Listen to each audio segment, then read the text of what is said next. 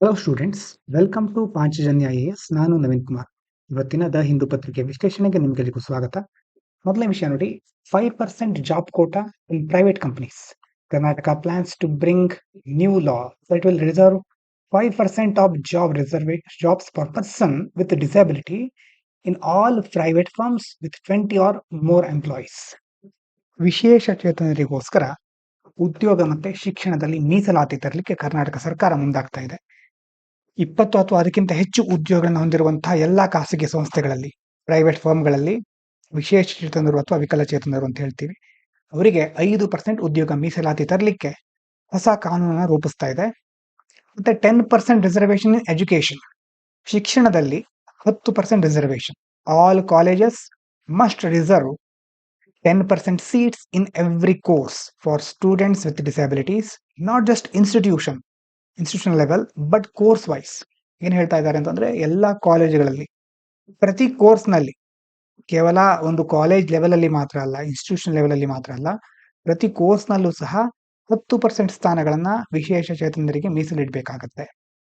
ಇನ್ನು accessibility and support must improve ಅಲ್ವಾ. ಎಷ್ಟೋ ಸಾರಿ ಈ ಒಂದು ವಿಶೇಷ ಚೇತನರನ್ನ ನಾವು ಪಾಲಿಸಿ ಫಾರ್ಮೇಶನ್ ನಲ್ಲಿ ಅಥವಾ ಕಾಲೇಜ್ನಲ್ಲಿ ಎಷ್ಟೋ ಬೇರೆ ಬೇರೆ ಪ್ರಕ್ರಿಯೆಗಳಲ್ಲಿ ಅವರನ್ನ ಪರಿಗಣಿಸೋದೇ ಇಲ್ಲ. ಹಾಗಾಗಿ accessibility ಇರೋದಿಲ್ಲ, ಎಲ್ಲಾ ಸೌಲಭ್ಯಗಳನ್ನ ಅವರು ಪಡ್ಕೊಳ್ಳಿಕ್ ಆಗೋದಿಲ್ಲ, ಮತ್ತೆ ಕೆಲವು ಸೌಲಭ್ಯಗಳನ್ನ ಅವರಿಗೋಸ್ಕರನೇ ಸಪರೇಟ್ ಆಗಿ ನಿರ್ವಹಿಸಬೇಕಾಗತ್ತೆ. ಹಾಗಾಗಿ ಅದ್ರ ಕಡೆ ಗಮನ ಕೊಡಬೇಕು. Colleges and firms must provide reasonable accommodation, ವಸತಿ ವ್ಯವಸ್ಥೆ ಇರಬಹುದು, ಮತ್ತೆ ಅವರಿಗೋಸ್ಕರ ಸ್ಕ್ರೈಬ್ಗಳು ಅಂತಂದ್ರೆ ಅವರು ಹೇಳದನ್ನು ಬರ್ಕೊಳ್ಳೋರು ಕೆಲವೊಂದು ವಿಷಯಗಳಲ್ಲಿ ಬೇಕಾಗ್ತಾರೆ. ಎಕ್ಸ್ಟ್ರಾ ಟೈಮ್ ಕೊಡೋದಿರ್ಬೋದು ಎಕ್ಸಾಮ್ಗಳಲ್ಲಿ, ಅಲ್ಟರ್ನೇಟ್ ಕ್ವಶನ್ ಪೇಪರ್, ಅವರಿಗೋಸ್ಕರ ಬೇರೆ ಕ್ವಶನ್ ಪೇಪರ್ ರೆಡಿ ಮಾಡೋದು, ಹೀಗೆ ಎಲ್ಲ ವ್ಯವಸ್ಥೆಗಳನ್ನ ಮಾಡಬೇಕು. And make their buildings and digital systems fully accessible within 5 years. ಬಿಲ್ಡಿಂಗ್ಗಳು ಅಲ್ವಾ, ಈಗ ಒಂದು ದೇಹದ ಕಾಲಿನಲ್ಲಿ ಏನಾದರೂ ದೋಷ ಇದೆ ಅಂತಂದ್ರೆ ಅವರಿಗೆ ಮೆಟ್ಟಿಲನ್ನ ಹತ್ಕೊಂಡು ಹೋಗ್ಲಿಕ್ಕೆ ಆಗೋದಿಲ್ಲ, ಅವಾಗ ಅವರಿಗೆ ರ್ಯಾಂಪ್ ಅನ್ನ ನಿರ್ಮಾಣ ಮಾಡೋದಿರಬಹುದು, ಅಥವಾ ಬೇರೆ ಬೇರೆ ವೀಲ್ ಚೇರ್ ಇರಬಹುದು, ಅಥವಾ ಯಾವುದನ್ನೇ ಒಂದು ವ್ಯವಸ್ಥೆಯನ್ನ ಅವರಿಗೋಸ್ಕರ ಮಾಡೋದು. ಹೀಗೆ ಮಾಡಿದಾಗ ಮಾತ್ರ ಅವರು ಇರುವ ಸೌಲಭ್ಯಗಳನ್ನ ಕರೆಕ್ಟ್ ಆಗಿ ಉಪಯೋಗಿಸ್ಕೊಳ್ಳಿಕ್ಕಾಗತ್ತೆ. ಇದನ್ನ ಮುಖ್ಯವಾಗಿ ಬಿಲ್ಡಿಂಗ್ಸ್ ಗಳಲ್ಲಿ, ಡಿಜಿಟಲ್ ಸಿಸ್ಟಮ್ಗಳಲ್ಲಿ ಇವರಿಗೆ ಸಹಾಯ ಆಗುವಂತಹ ಸಿಸ್ಟಮ್ಗಳನ್ನ ಬಿಲ್ಡ್ ಮಾಡಬೇಕು. ವಿತ್ ಇನ್ 5 years, 5 ವರ್ಷದೊಳಗಡೆ ಇಂತಹ ವ್ಯವಸ್ಥೆಗಳನ್ನ ನಿರ್ಮಿಸಬೇಕು ಅಂತ ಇಲ್ಲಿ ಹೇಳ್ತಾ ಇದ್ದಾರೆ. ಈ ಒಂದು ಕಾನೂನು ಮುಂದೆ ಅದನ್ನ ಜಾರಿಗೊಳಿಸಲಿಕ್ಕೆ ಹೊರಟಿದೆ. Supreme court to examine ban on cash donations. Supreme court ಮುಖ್ಯವಾಗಿ has agreed to hear a plea asking for a ban on cash donations up to 2,000 made to political parties, saying transparency in political funding is very very important. ರಾಜಕೀಯ ಪಕ್ಷಗಳಿಗೆ ದೇಣಿಗೆ ಕೊಡ್ತಾರೆ, ಆದರೆ 2,000 ರೂಪಾಯಿವರೆಗಿನ ನಗದು ದೇಣಿಗೆಗಳ ಮೇಲೆ ಒಂದು ನಿಷೇಧವನ್ನ ಅಥವಾ ಅದರಲ್ಲಿ ಯಾವುದೇ ಒಂದು ಪಾರದರ್ಶಕತೆ ಇರಲಿಲ್ಲ. ಹಾಗಾಗಿ ಆ ಒಂದು ಪಕ್ಷಗಳಿಗೆ ನೀಡಲಾಗುವಂತಹ ಅನಾಮಧೇಯ ಅಂತಂದ್ರೆ ಏನು, ಅನಾನಿಮಸ್, ಯಾರು ದೇಣಿಗೆ ಕೊಟ್ಟಿದ್ದಾರೆ ಅಂತ ಮುಖ್ಯವಾಗಿ ಅದರಲ್ಲಿ ಮೆನ್ಷನ್ ಮಾಡಿರೋದಿಲ್ಲ. ಹೀಗಾಗಿ ಪಾರದರ್ಶಕತೆ ಇರೋದಿಲ್ಲ. ಇದನ್ನ ಕೇಳ್ಕೊಂಡು, ಇದರ ಬಗ್ಗೆ ಪ್ರಶ್ನಿಸಿಕೊಂಡು ಸುಪ್ರೀಂ ಕೋರ್ಟ್ ಅಲ್ಲಿ ಅರ್ಜಿನ ಸಲ್ಲಿಸಿದ್ರು. ಹಾಗೆ ಸುಪ್ರೀಂ ಕೋರ್ಟ್ ಇದನ್ನ ಮನವಿಯನ್ನ ವಿಚಾರಣೆ ಮಾಡಲಿಕ್ಕೆ ಒಪ್ಕೊಂಡಿದೆ. ಯಾಕಂತಂದ್ರೆ ರಾಜಕೀಯ ನಿಧಿಯಲ್ಲಾಗಿರ್ಬೋದು, ಪೊಲಿಟಿಕಲ್ ಫಂಡಿಂಗ್ ಅಲ್ಲಿ ಪಾರದರ್ಶಕತೆ ಬಹಳ ಮುಖ್ಯ ಅಂತ ಸುಪ್ರೀಂ ಕೋರ್ಟ್ ಹೇಳ್ತಾ ಇದೆ. Petition demand full disclosure. ಏನು ಬೇಡಿಕೆ ಅಂತಂದ್ರೆ ಏನು, ಪೆಟಿಷನ್ ಏನ್ ಹೇಳ್ತಾ ಇದೆ, the petition argues that political parties should disclose the names and details of all donors, even for small cash amounts, and should not be allowed to accept any cash as it hides source of money.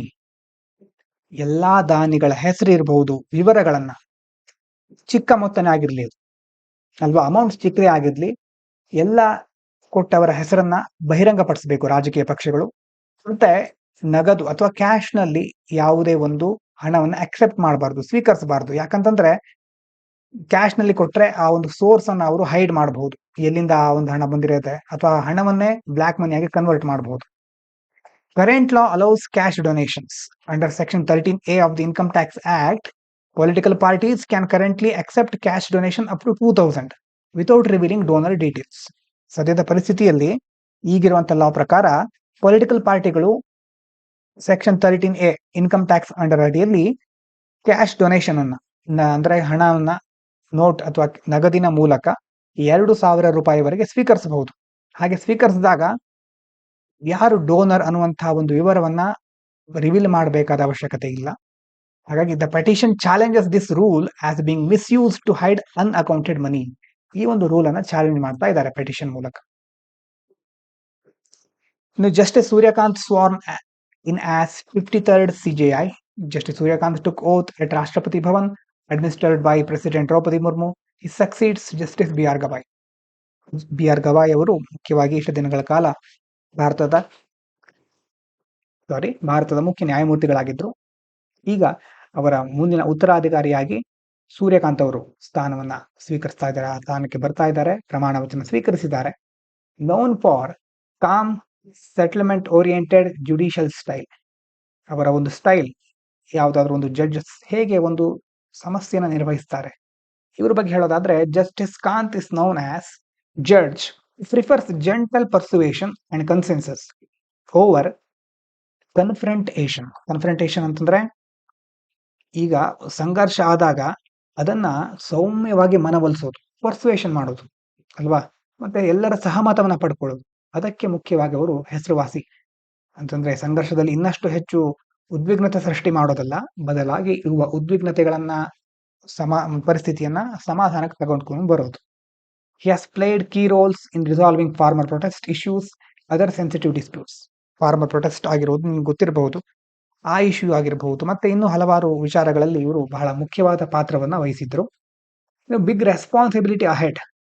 ಈಗ SIR case ಜಾಸ್ತಿ ಈಗ ಎಲ್ಲ ಕಡೆ ಮುಂದುವರಿತಾ ಇರೋದು, special intensive revision. ಮತ್ತೆ pending ಕೇಸ್ಗಳು ಭಾರತದ ಎಲ್ಲಾ ವಿಭಾಗಗಳಲ್ಲಿ, ನ್ಯಾಯಾಂಗದ ಅದು ಡಿಸ್ಟ್ರಿಕ್ಟ್ ಕೋರ್ಟ್ ಆಗಿರಬಹುದು, ಹೈಕೋರ್ಟ್ ಆಗಿರಬಹುದು, ಸುಪ್ರೀಂ ಕೋರ್ಟ್ ಆಗಿರಬಹುದು, ಬಾಕಿ ಉಳಿದಿರುವ ಪ್ರಕರಣಗಳ ಸಂಖ್ಯೆ ಸಾವಿರಾರು, ಅದು ದಾಟಿ ಕೋಟಿಗೆ ಮುಟ್ಟಿದೆ. ಎಲ್ಲ ಒಟ್ಟಾರೆ ಸೇರಿಸಿದ್ರೆ ಕೋಟಿಗಿಂತ ಜಾಸ್ತಿ ಇದೆ.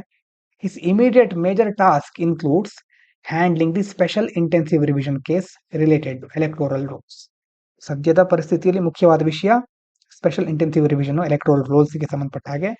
ಹಿ aims to reduce a huge backlog of over 90,000 cases in the Supreme Court. ಎಷ್ಟು ಕೇಸ್ ಇದೆ ನೋಡಿ, 90,000 ಕೇಸ್, 90,000 ಕೇಸ್ಗಳಿಗೆ ಸುಪ್ರೀಂ ಕೋರ್ಟ್ ಅಲ್ಲಿ ಬ್ಯಾಕ್ಲಾಗ್ ಇರೋದು. ಹಾಗೆ ಅದನ್ನ ಕಡಿಮೆ ಮಾಡ್ಲಿಕ್ಕೆ ಅವರು ಒಂದು ಗುರಿಯನ್ನ ಇಟ್ಕೊಂಡಿದ್ದಾರೆ. ಮುಂದಿನ ವಿಚಾರ, India launches its first Mahe class anti submarine ship. Navy has inducted INS Mahe, a new shallow water anti-submarine warship. It's designed to detect and destroy enemy submarines near the coast. Science and technology, ಡಿಫೆನ್ಸ್ಗೆ ಸಂಬಂಧಪಟ್ಟಂತ ವಿಷಯ. INS ಮಾಹೆ ಆಳವಿಲ್ಲದ ನೀರಿನ ಅಂತಂದ್ರೆ shallow water ನಲ್ಲಿ ಮುಖ್ಯವಾಗಿ use ಮಾಡೋದು, ಜಲಾಂತರ್ಗಾಮಿ ವಿರೋಧಿ ಆಂಟಿ ಸಬ್ಮರೀನ್ ವಾರ್ಶಿಪ್. ಇದು ಕರಾವಳಿ ಪ್ರದೇಶಗಳಿರುತ್ತಲ್ವಾ, ಅದರ ಸಮೀಪ ಶತ್ರುಗಳ ಜಲಾಂತರ್ಗಾಮಿಗಳನ್ನ, ಸಬ್ಮರೀನ್ಗಳನ್ನ ಪತ್ತೆ ಹಚ್ಚಿ ನಾಶ ಮಾಡುವಂತ ಸಾಮರ್ಥ್ಯ ಇದಕ್ಕಿದೆ. ಆ ರೀತಿ ಇದನ್ನ ವಿನ್ಯಾಸಗೊಳಿಸಿದ್ದಾರೆ. ಇನ್ನು 80% of the ship is made in India. The ship uses over 80% indigenous components. Indigenous ಅಂತಂದ್ರೆ ದೇಶೀಯವಾದಂತಹ ಮುಖ್ಯ ಘಟಕಗಳು, ಸ್ವದೇಶಿ ಅಂತ ಹೇಳ್ತೀವಲ್ವಾ. 80% ಅಷ್ಟು ಭಾಗಗಳು, ಹೆಚ್ಚು ಭಾಗ ದೇಶೀಯವಾಗಿ ತಯಾರಾಗಿರುವುದು. So showing India's progress in defence self reliance. Atmanirbhar Bharat, self reliant India, ರಕ್ಷಣಾ ವಿಭಾಗದಲ್ಲಿ ನಾವು ಎಷ್ಟು ಸ್ವಾವಲಂಬಿಗಳಾಗಿದ್ದೇವೆ ಅಂತ ಇದು ತೋರಿಸ್ತಾ ಇದೆ. Enhances coastal security and teamwork of forces. ಇದರಿಂದ ಇನ್ನೊಂದೇನು ಉಪಯೋಗ, will strengthen India's coastal defence. Coastal defence ಅಂತಂದ್ರೆ ಕರಾವಳಿ ಭಾಗದ ರಕ್ಷಣೆಗೆ ಒಂದು ಬಲ ಸಿಗುತ್ತೆ. ಮತ್ತೆ ಮ್ಯಾರಿಟೈಮ್ ಬಾರ್ಡರ್ಗಳನ್ನ, ಸಮುದ್ರ ಅಥವಾ ಕಡಲ ಗಡಿಗಳಿಗೆ ರಕ್ಷಣೆ ಸಿಗುತ್ತೆ. And work seamlessly with other navy, army and air force systems. ಇದರ ಜೊತೆ ಇನ್ನು ಉಳಿದಿರುವಂತಹ ವಿಭಾಗಗಳು, ನೇವಿ ಇರಬಹುದು, ಆರ್ಮಿ, ಏರ್ ಫೋರ್ಸ್ ಇರಬಹುದು, ಎಲ್ಲರ ಜೊತೆ ಯಾವುದೇ ಅಡೆತಡೆ ಇಲ್ಲದೆ ಸೀಮ್ಲೆಸ್ ಆಗಿ ವರ್ಕ್ ಮಾಡುತ್ತೆ. It is called silent hunter due to its stealth and powerful anti submarine capability. ಇದು ಇಂಪಾರ್ಟೆಂಟ್. ಸೈಲೆಂಟ್ ಹಂಟರ್ ಈ ಒಂದು ಟರ್ಮ್ ಅನ್ನು ನೆನಪಿಟ್ಕೊಳ್ಳಿ. ಕೇಳ್ತಾ ಇರೋದು ಯಾವುದಕ್ಕೆ, INS ಮಾಹೆ. INS ಮಾಹೆ ಬಗ್ಗೆ ಹೇಳ್ತಾ ಇರೋದು ಸೈಲೆಂಟ್ ಹಂಟರ್. ಸ್ಟೆಲ್ತ್ ಟೆಕ್ನಾಲಜಿ ಅಂತ ಇರುತ್ತೆ. ಸ್ಟೆಲ್ತ್ ಟೆಕ್ನಾಲಜಿ ಅಂತಂದ್ರೆ ಅದು ರ್ಯಾಡರ್ ನಲ್ಲಿ ಯೂಸ್ ಮಾಡ್ತೇವೆ, ಸಬ್ಮರಿನ್ ಗಳಲ್ಲಿ ಯೂಸ್ ಮಾಡ್ತಾರೆ. ಶತ್ರು ರ್ಯಾಡಾರ್ಗಳು ಸಿಗ್ನಲ್ ಗಳನ್ನ ಕಳಿಸಿ ನಮ್ಮ ಒಂದು ಈ ಏರ್ಕ್ರಾಫ್ಟ್ ಇರಬಹುದು ಅಥವಾ ಸಬ್ಮರಿನ್ ಗಳಿರಬಹುದು ಎಲ್ಲಿದೆ ಅಂತ ಪತ್ತೆ ಮಾಡುತ್ತೆ. ರ್ಯಾಡಾರ್ ಅಂತಂದ್ರೆ ಸ್ಪೇಸ್ ಕ್ರಾಫ್ಟ್ಗೆ ಅಥವಾ ಹೆಲಿಕಾಪ್ಟರು ಅಥವಾ ನಮ್ಮ ಫ್ಲೈಟಿಗೆ ಸಂಬಂಧಪಟ್ಟಿದ್ದು. ಇನ್ನೊಂದು ಸೋನಾರ್ ಅಂತಂದ್ರೆ ಜಲ ಸಮುದ್ರದಲ್ಲಿ ನಾವು ಯೂಸ್ ಮಾಡುವಂತ ಉಪಕರಣಗಳು. ಸ್ಟೆಲ್ತ್ ಅಂತಂದ್ರೆ ಅದನ್ನ ಹೇಗೆ ವಿನ್ಯಾಸ ಮಾಡಿರ್ತಾರೆ ಅಂತಂದ್ರೆ ಅವರ ರ್ಯಾಡಾರ್ ಮತ್ತೆ ಸೋನಾರಿಗೆ ಕಣ್ಣಿಗೆ ಬೀಳದ ಹಾಗೆ ಒಂದು ಬಂದಿರುವಂತಹ ಕಿರಣಗಳನ್ನ ರ್ಯಾಡಾರ್ ಸೋನಾರ್ ವೇವ್ಗಳನ್ನ ಅಬ್ಸಾರ್ಬ್ ಮಾಡ್ಕೊಂಡ್ಬಿಡುತ್ತೆ. ಇನ್ನೊಂದು ಡಿಫ್ಲೆಕ್ಟ್ ಮಾಡುತ್ತೆ, ಬೇರೆ ಒಂದ್ ಕಡೆ ಅದನ್ನ ಡಿಫ್ಲೆಕ್ಟ್ ಮಾಡ್ಬಿಡುತ್ತೆ. ಅಂತ ಕೆಪಾಬಿಲಿಟಿಗೆ ಸ್ಟೆಲ್ತ್ ಕೆಪಾಬಿಲಿಟಿ ಅಂತ ಕರೀತಾರೆ. ಸಿಂಪಲ್ ಆಗಿ ಶತ್ರುಗಳು ಒಂದು ವೇವ್ ಕಳಿಸ್ತಾರೆ, ಸಿಗ್ನಲ್ ಕಳಿಸಿ ಅದು ಬಂದು ನಮ್ಮ ಒಂದು ವೆಪನ್ಗೆ ಟಚ್ ಆಗುತ್ತೆ. ಸಿಗ್ನಲ್ ಕಳಿಸಿದ್ರ ಇಲ್ಲಿಂದ ಟಚ್ ಆಗಿ ವಾಪಸ್ ಅವ್ರಿಗೆ ಹೋಗುತ್ತೆ. ವಾಪಸ್ ಹೋದಾಗ ಅವರಿಗೆ ಹೋಗ್ಲಿಕ್ಕೆ ಮತ್ತೆ ಬರ್ಲಿಕ್ಕೆ ಒಟ್ಟು ಎಷ್ಟು ಸಮಯ ತೆಗೆದುಕೊಳ್ತು ಅಂತ ಚೆಕ್ ಮಾಡ್ತಾರೆ. ಆ ಸಮಯದ ಆಧಾರದ ಮೇಲೆ ಅದು ಎಷ್ಟು ದೂರ ಇರಬಹುದು ಅಂತ ಲೆಕ್ಕ ಹಾಕ್ತಾರೆ. ಸ್ಟೆಲ್ತ್ ಟೆಕ್ನಾಲಜಿ ಅಂತಂದ್ರೆ ಈ ಬಂದಿರುವಂತಹ ಕಿರಣಗಳನ್ನ ಒಂದು ಅಬ್ಸಾರ್ಬ್ ಮಾಡ್ಕೊಂಡ್ಬಿಡೋದು, ವಾಪಸ್ ಹೋಗೋದೇ ಇಲ್ಲ. ಅಥವಾ ಇದನ್ನ ಡಿಫ್ಲೆಕ್ಟ್ ಮಾಡಿಬಿಡೋದು, ವಾಪಸ್ ಈ ಕಡೆ ಹೋಗ್ಬೇಕಾಗಿತ್ತು ಶಸ್ತ್ರುಗಳಿಗೆ, ಆದ್ರೆ ಅದು ಈ ಕಡೆ ಅದನ್ನ ಡಿಫ್ಲೆಕ್ಟ್ ಮಾಡೋ ರೀತಿ ಟೆಕ್ನಾಲಜಿ ಮುಖ್ಯವಾಗಿ ಡೆವಲಪ್ ಮಾಡಿರ್ತಾರೆ. ಆಧುನಿಕವಾಗಿ ಇನ್ನು ಬಹಳ ಬೇರೆ ಇದರಲ್ಲಿ ನಾವು ನೋಡ್ತಾ ಹೋಗ್ಬೋದು ಡೀಟೇಲ್ ಆಗಿ. ಸದ್ಯಕ್ಕೆ ಇಷ್ಟು ಗೊತ್ತಿರಲಿ. ಇನ್ನು new citizenship rules will help Indian origin families.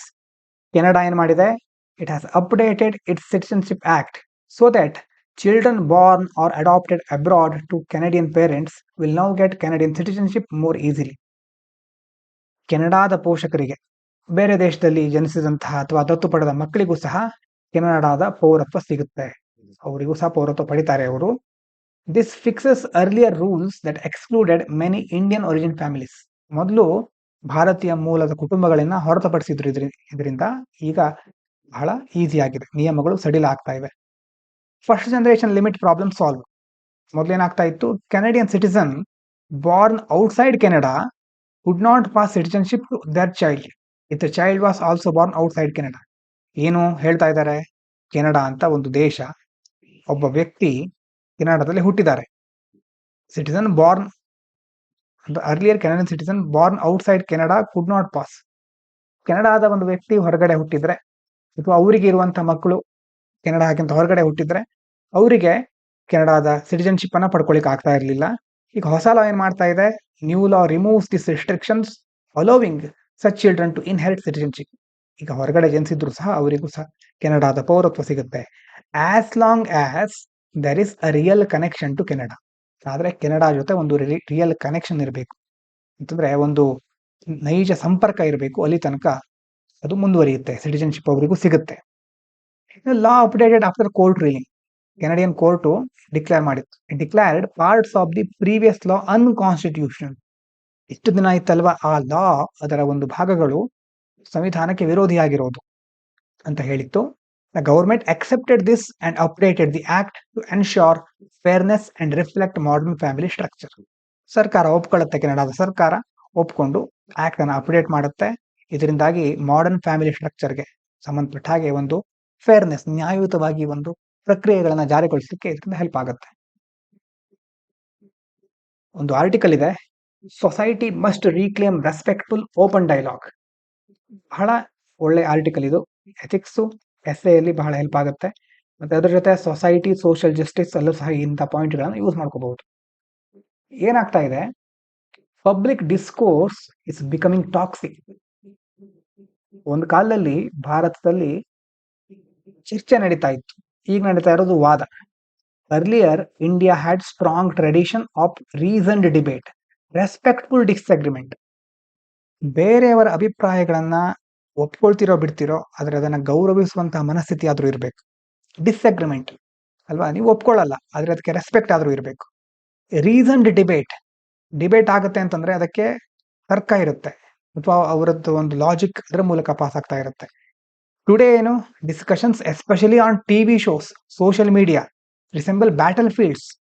ಈಗ ಮಾತಾಡೋದು ಅಂತಂದ್ರೆ ಯುದ್ಧ ಮಾಡಿದ ಹಾಗೆ, ಅವರಿಗೆ ಬೇರೆ ಯಾವುದು ಮಹತ್ವ ಅಲ್ಲ, ಜಸ್ಟ್ ವಾದ ಮಾಡೋದು ಅಷ್ಟೇ. The goal is to shut down ಅಥವಾ shoot down opponents, not understand them. ವಾದದ ಅಥವಾ ಚರ್ಚೆಯ ಮುಖ್ಯ ಉದ್ದೇಶ ಏನು, ಇನ್ನೊಬ್ಬರ ವಿಚಾರವನ್ನ ಆಲಿಸೋದು, ಚರ್ಚೆ ಮಾಡೋದು, ನಮ್ಮ ಅಭಿಪ್ರಾಯವನ್ನ ಮಂಡಿಸೋದು. ಆದ್ರೆ ಇಲ್ಲೇನಾಗ್ತಾ ಇದೆ, ಅವರನ್ನ ಸೋಲಿಸಬೇಕು, ಆಲಿಸಬೇಕಾಗಿರೋ ಒಂದು ಸಂದರ್ಭದಲ್ಲಿ ಸೋಲಿಸ್ಲಿಕ್ಕೆ ಹೊರಟಿದ್ದೇವೆ. ಸೊ ಹಾಗಾಗಿ ಅರ್ಥ ಮಾಡ್ಕೊಳ್ಳಿಕ್ಕೆ ಹೊರಡ್ತಾ ಇಲ್ಲ ನಾವು, ಅವರನ್ನ ಹೇಗಾದ್ರೂ ಮಾಡಿ ನಾವು ಬಗ್ಗು ಬಡಿಬೇಕು ಅಥವಾ ಸೋಲಿಸಬೇಕು ಅಂತ ಹೊರಡ್ತಾ ಇದ್ದಾರೆ. This destroys truth seeking and democratic ethics ಅಲ್ವಾ. ನಿಜ ಯಾವುದು ಸತ್ಯ ಯಾವುದು ಅಂತ ತಿಳ್ಕೊಳ್ಳಿಕ್ಕೆ ಯಾವಾಗ ಆಗೋದಿಲ್ಲ. ಯಾಕಂದ್ರೆ ಪ್ರತಿಯೊಬ್ಬರು ತಾವ್ ಹೇಳಿದೆ ಸತ್ಯ, ತಾವ್ ಹೇಳಿದೆ ಸರಿ ಅಂತ ವಾದ ಮಾಡ್ತಾ ಇರ್ತಾರೆ. ಡೆಮೋಕ್ರೆಟಿಕ್ ಎಥಿಕ್ಸ್ ಅನ್ನೋದು ಈಗ ಹಾರ್ಮಾಗ್ತಾ ಬರುತ್ತೆ. ಇನ್ನು rise of forced binary choices. ಈಗ ಒಂದು ಸಮಾಜ ಇದೆ, ಸಮಾಜ ಹೇಗಾಗ್ಬಿಟ್ಟಿದೆ, ಡಿವೈಡ್ ಆಗ್ಬಿಟ್ಟಿದೆ. ಒಂದೋ ಕಂಪ್ಲೀಟ್ ರೈಟ್ ಇರಬೇಕು ನೀವು, ಇನ್ನೊಂದು ಲೆಫ್ಟ್ ಆಗಿರ್ಬೇಕು. Left versus right. ಒಂದು ಕಂಪ್ಲೀಟ್ ನ್ಯಾಷನಲಿಸ್ಟ್ ಆಗಿರ್ಬೇಕು ಅಥವಾ ಆಂಟಿ ನ್ಯಾಷನಲ್ ಆಗಿರ್ಬೇಕು. ನ್ಯೂಟ್ರಲ್ ವಾಯ್ಸ್ಗಳಿಗೆ ಬೆಲೆನೇ ಇಲ್ಲ.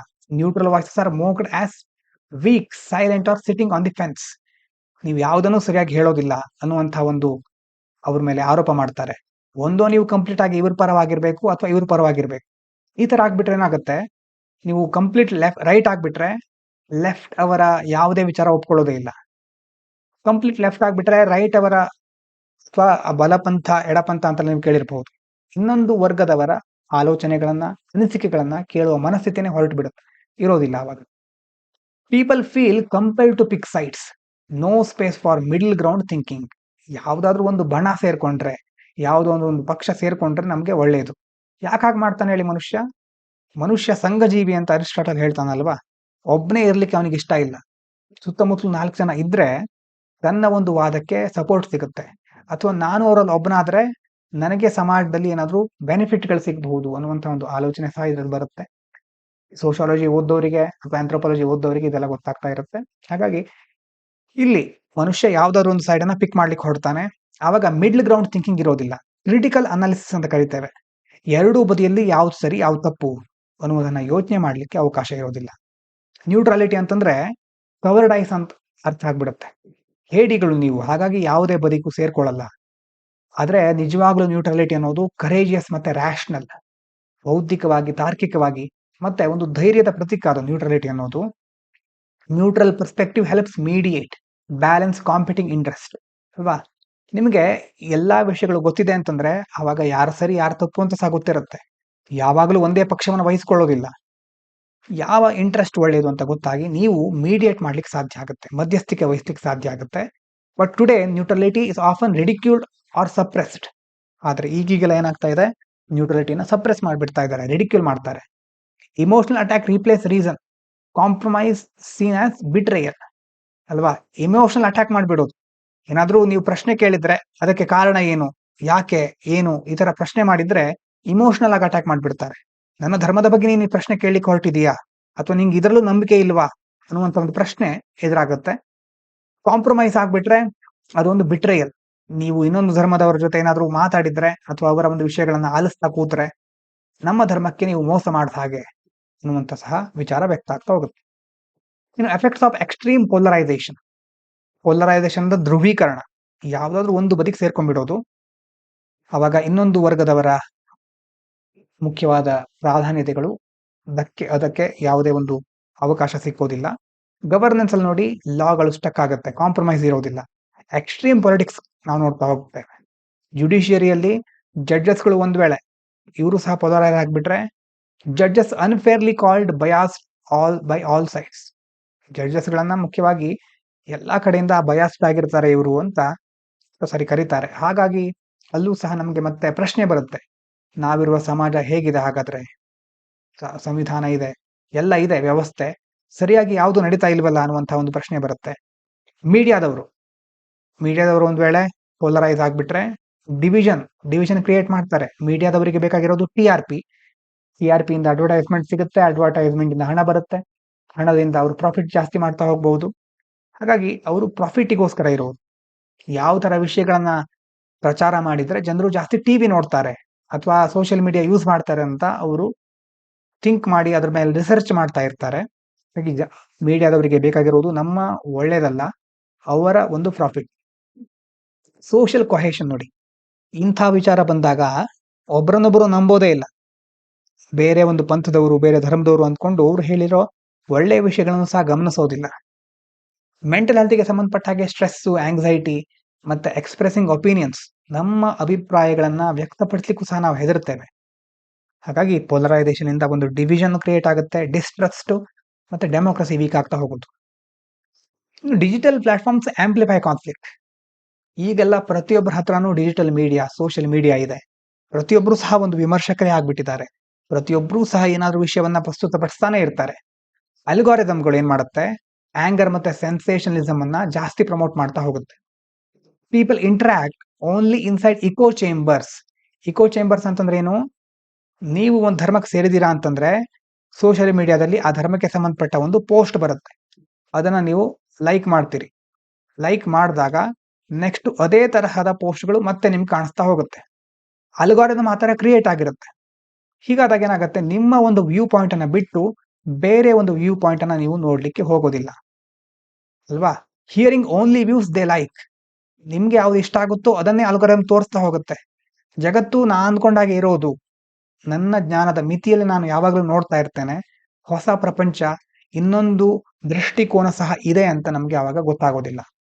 ಇನ್ನು hate, misinformation, emotional manipulation spread fast. ಜಾಸ್ತಿ ವೈರಲ್ ಆಗೋದು ಒಳ್ಳೆ ಕಂಟೆಂಟ ಕೆಟ್ಟ ಕಂಟೆಂಟ ಗೊತ್ತಿದೆ ನಿಮ್ಗೆ ಅಲ್ವಾ? ಮಿಸ್ಇನ್ಫಾರ್ಮೇಶನ್ಗಳು, fake news, hate, emotional manipulation ಬಹಳ ಬೇಗ ಹರಡುತ್ತೆ. Group identity becomes more important than fact. ಅದಕ್ಕೆ ಹೇಳ್ತಾರಲ್ವಾ, ಮೆಜಾರಿಟಿ ಅಂತ ಆಗ್ಬಿಟ್ರೆ ಆಯ್ತು. ಸುಳ್ಳನ್ನ 100 ಸಾರಿ ಹೇಳ್ಬಿಟ್ರೆ ಸುಳ್ಳು ಸಹ ಸತ್ಯ ಅಂತ ಪರಿಗಣನೆ ಮಾಡ್ತಾರೆ ಜಗತ್ನಲ್ಲಿ ಅಂತ. ಅದೇ ರೀತಿ ಒಬ್ಬ ಹೇಳಿದ್ರೆ ನಿಮ್ಗೆ ಡೌಟ್ ಇರುತ್ತೆ, ಆದ್ರೆ 100 ಜನ ಬಂದು ಪದೇ ಪದೇ ಅದನ್ನೇ ಹೇಳಿದ್ರೆ ಅವಾಗ ಹೌದು ಇರಬಹುದು, ಸತ್ಯ ಅಂತ ಅನ್ಸ್ಬಹುದು. ಹಾಗಾಗಿ ಆ ಗ್ರೂಪ್ ಐಡೆಂಟಿಟಿ ಇದೆಯಲ್ವಾ, ಅದು ಈಗ ಜಾಸ್ತಿ ಮಹತ್ವನ ಪಡ್ಕೊಳ್ತಾ ಇದೆ. ಫ್ಯಾಕ್ಟ್ಗಳಿಗಿಂತ, ಒಂದು ವಾಟ್ಸಪ್ ಗ್ರೂಪ್ ಅಲ್ಲಿ ನೋಡಿರಬಹುದು ನೀವು, ಫೇಸ್ಬುಕ್ ಅಲ್ಲಿ ನೋಡಿರಬಹುದು, ಫ್ಯಾಕ್ಟ್ಗಳಿಗಿಂತ ಐಡೆಂಟಿಟಿ ಮುಖ್ಯ ಆಗ್ತಾ ಇದೆ. This widens communication gaps and harden prejudices. Communication gap ಕಡಿಮೆ ಅಂತಂದ್ರೆ ಗ್ಯಾಪ್ ಜಾಸ್ತಿ ಆಗ್ತಾ ಹೋಗುತ್ತೆ, ನಮ್ಮ ಸಂವಹನ ಕಡಿಮೆ ಆಗುತ್ತೆ. ಮತ್ತೆ ಪ್ರಿಜುಡೈಸ್ಗಳು, ನಮ್ಮ ಪೂರ್ವಾಗ್ರಹಗಳಿರಬಹುದು, ಇದೆಲ್ಲ ಇನ್ನಷ್ಟು ಹಾರ್ಡ್. ನಾವು ಬೇರೆಯವರ ಒಂದು ಚಿಕ್ಕ ವಿಷಯವನ್ನ ಆಲಿಸ್ಲಿಕ್ಕೂ ತಯಾರಾಗಿರೋದಿಲ್ಲ. ಏನ್ ಅವಶ್ಯಕತೆ ಈಗ ಇರೋದು? ಜೆನ್ಯೂನ್ ಅಂಡ್ ರೆಸ್ಪೆಕ್ಟ್ಫುಲ್ ಡೈಲಾಗ್ ಅಲ್ವಾ? ಅನ್ಸರ್ಟಿನಿಟಿನ ಅಕ್ಸೆಪ್ಟ್ ಮಾಡ್ಕೊಳ್ಳೋಣ. ಯಾರಿಗೂ 100% ಟ್ರುತ್ ಯಾವುದು ಸತ್ಯ ಅಂತ ಗೊತ್ತಿರೋದಿಲ್ಲ. ಕೆಲವೊಂದ್ಸಾರಿ ತಪ್ಪಾಗುತ್ತೆ. ಮತ್ತೆ ಅಪೋನೆಂಟ್ಸ್ ಅಂತಂದ್ರೆ ಯಾವುದೇ ವಾದ ಮಾಡ್ಬೇಕಾದ್ರೆ ವಿರೋಧ ಪಕ್ಷದವರು ಇರಬಹುದು, ಅವರು ಸಹ ಮನುಷ್ಯರೇ, ಎನಿಮಿಗಳಲ್ಲ ಅಲ್ವಾ? ಲಿಸ್ನಿಂಗ್ ಇರಬಹುದು, ಹ್ಯುಮಿಲಿಟಿ, ಪೇಷನ್ಸ್, ಓಪನ್ನೆಸ್, ಇದನ್ನ ಪ್ರಾಕ್ಟೀಸ್ ಮಾಡ್ಬೇಕು ನಾವು. ಕನ್ಸ್ಟ್ರಕ್ಟಿವ್ ಡೈಲಾಗ್ ಇದ್ದಾಗ ಟ್ರಸ್ಟ್ ಬಿಲ್ಡ್ ಆಗುತ್ತೆ, ಸೊಲ್ಯೂಷನ್ ಬೇಗ ಸಿಗುತ್ತೆ. ಇಲ್ಲದೆ ಇದ್ರೆ ಸೊಲ್ಯೂಷನ್ ಹೋಗೋದು ವೈಲೆನ್ಸ್ಗೆ ಕನ್ವರ್ಟ್ ಆಗ್ಬಿಡುತ್ತೆ. ಹಾಗಾಗಿ democracy depends not on loud voices but on open minds. ನೋಡಿ, ಇದು ಬಹಳ ಇಂಪಾರ್ಟೆಂಟ್ ಆದಂತ ಒಂದು ವಿಷಯ, ಇಲ್ಲಾದ್ರೂ ನೋಟ್ ಮಾಡಿ ಇಟ್ಕೊಳ್ಳಿ. ಪ್ರಜಾಪ್ರಭುತ್ವ ಅನ್ನೋದು ಇರೋದು ಯಾರು ಜೋರಾಗಿ ಕೂಗ್ತಾರೆ ಅನ್ನೋದ್ರ ಮೇಲಲ್ಲ, ಯಾರು ಎಲ್ಲವನ್ನ ಮುಕ್ತವಾಗಿ ಗಮನಿಸ್ತಾರೆ, ಮುಕ್ತವಾಗಿ ಅದನ್ನ ಹಂಚ್ಕೊಳ್ತಾರೆ ಅನ್ನುವಂಥ ಒಂದು ವಿಷಯದ ಆಧಾರದ ಮೇಲೆ. ಯಾವಾಗ್ಲೂ ಮಿಡ್ಲ್ ಪಾತ್, ಮಧ್ಯಮ ಮಾರ್ಗ. ಬುದ್ಧ ಸಹ ಇದನ್ನ ಹೇಳ್ತಾನೆ, ಮಧ್ಯಮ ಮಾರ್ಗ ಅಂತ. Balanced thinking helps navigate emotional conflict peacefully. ಹೌದು, ಇದರಲ್ಲಿ ಪಾಸಿಟಿವ್ ಏನು, ನೆಗೆಟಿವ್ ಏನು ಅಂತ ತಿಳ್ಕೊಂಡು ಥಿಂಕ್ ಮಾಡಿ, ಆವಾಗ ನಾವು ಈಸಿಯಾಗಿ ಕಾನ್ಫ್ಲಿಕ್ಟ್ಗಳನ್ನ ರಿಸಾಲ್ವ್ ಮಾಡಬಹುದು ಪೀಸ್ಫುಲ್ ಆಗಿ. Solutions become practical, inclusive, future focused ಅಲ್ವಾ? ಆವಾಗ ನಾವು ಸೊಲ್ಯೂಷನ್ಗಳನ್ನ ಚೆನ್ನಾಗಿ, ಪ್ರಾಕ್ಟಿಕಲ್ ಆಗಿರೋ ಸೊಲ್ಯೂಷನ್ಗಳನ್ನ, ಎಲ್ಲರಿಗೂ ಅವರವರ ಮಹತ್ವವನ್ನ ಸರಿಯಾಗಿ ಕೊಡುವಂತ ಸೊಲ್ಯೂಷನ್, ಮತ್ತೆ ಮುಂದಿನ ದಿನಗಳಲ್ಲಿ ಸಹ ಅದು ಸಸ್ಟೈನೇಬಲ್ ಆಗಿರುವಂತ ಸೊಲ್ಯೂಷನ್ ತರಬಹುದು. Society must defend impartial judgement, not attack it. Impartial judgement ಅನ್ನ ಡಿಫೆಂಡ್ ಮಾಡಬೇಕು ಸೊಸೈಟಿ, ಅಟ್ಯಾಕ್ ಮಾಡೋದಲ್ಲ. ಹಾಗಾಗಿ ಏನ್ ಅವಾಯ್ಡ್ ಮಾಡಬೇಕು ನಾವು? ಹೋಸ್ಟೈಲ್ ಡಿಬೇಟ್ಸ್, ಪರಸ್ಪರ ವಿರೋಧಿಯಾಗಿರುವಂತಹ ಡಿಬೇಟ್ಗಳಿಗೆ ಬೇಡ. ಲೇಬಲಿಂಗ್ ಅಂಡ್ ಹೇಟ್, ಹಿಂಸೆ, emotional extremism, tribal loyalty, social media conflict, ಇದ್ಯಾವುದು ಬೇಡ, ಅವಾಯ್ಡ್ ಮಾಡೋಣ. ಏನು ಪ್ರಮೋಟ್ ಮಾಡಬೇಕು ಅಂತಂದ್ರೆ respectful conversations, understanding differences, reason judgement, truth and fairness, civil democratic engagement ಅಲ್ವಾ? ಮುಖ್ಯವಾಗಿ ಮೊದಲಿಂದ ಹೇಳಿರೋದೇ ಇದು. ಕನ್ವರ್ಸೇಷನ್ ಮಾತಾಡ್ಬೇಕಾದ್ರೆ ಒಬ್ಬರನ್ನೊಬ್ರು ಗೌರವಿಸೋದು, ಇನ್ನೊಬ್ರು ನಮ್ಗೆ ಇರುವಂತಹ ವ್ಯತ್ಯಾಸಗಳನ್ನ ಅರ್ಥ ಮಾಡ್ಕೊಳ್ಳೋದು ಅಲ್ವಾ? ವ್ಯತ್ಯಾಸ ಇದೆ ಅಂದ ಮಾತ್ರಕ್ಕೆ ನಾವು ವಿರೋಧಿಗಳು ಅಂತ ಅದ್ರ ಅರ್ಥ ಅಲ್ಲ. ಜಡ್ಜ್ಮೆಂಟ್ ಅಲ್ಲಿ ನಾವು ರೀಸನ್ ಅನ್ನ ಯೂಸ್ ಮಾಡೋದು, ನಿರ್ಧಾರ ಕೈಗೊಳ್ಬೇಕಾದ್ರೆ ತಾರ್ಕಿಕವಾಗಿ ಯೋಚನೆ ಮಾಡೋದು, ಬೌದ್ಧಿಕತೆಯನ್ನು ಬಳಸ್ಕೊಳ್ಳೋದು. ಟ್ರೂತ್ ಅಂಡ್ ಫೇರ್ನೆಸ್, ಸತ್ಯ ಮತ್ತೆ ನ್ಯಾಯ, ಯಾವಾಗಲೂ ಅದನ್ನ ಮಹತ್ವ ಪೂರ್ಣವಾಗಿ ನಾವು ಪರಿಗಣಿಸಬೇಕಾಗುತ್ತೆ. ಮತ್ತೆ ಸಿವಿಲ್ ಡೆಮೋಕ್ರೆಟಿಕ್ ಎಂಗೇಜ್ಮೆಂಟ್, ಪ್ರಜಾಪ್ರಭುತ್ವ ವ್ಯವಸ್ಥೆಯಲ್ಲಿ ನಮ್ಮ ಎಂಗೇಜ್ಮೆಂಟ್ ಎಲ್ಲರನ್ನ ಒಳಗೊಂಡಿರ್ಬೇಕಾಗುತ್ತೆ, ಎಲ್ಲರ ಧ್ವನಿಗೂ ನಾವು ಅವಕಾಶ ಕೊಡಬೇಕಾಗುತ್ತೆ. ಹೀಗೆ ಮಾಡಿದಾಗ ಮಾತ್ರ ಡೆಮೋಕ್ರಸಿ ಉಳಿಯುತ್ತೆ, ಎಥಿಕ್ಸ್ ಬೆಳೆಯುತ್ತೆ, ಮತ್ತೆ ನಿಮಗೂ ಚೆನ್ನಾಗಿ ಬರೆದ್ರೆ ಮಾರ್ಕ್ಸ್ ಸಿಗುತ್ತೆ. ಇಷ್ಟನ್ನ ಹೇಳ್ತಾ ಇವತ್ತು ಇಲ್ಲಿ ನಿಲ್ಲಿಸ್ತಾ ಇದ್ದೀವಿ. ಮುಂದಿನ ವಿಡಿಯೋದಲ್ಲಿ ಭೇಟಿಯಾಗೋಣ. Thank you so much. ಇದು ಪಾಂಚಜನ್ಯ IAS.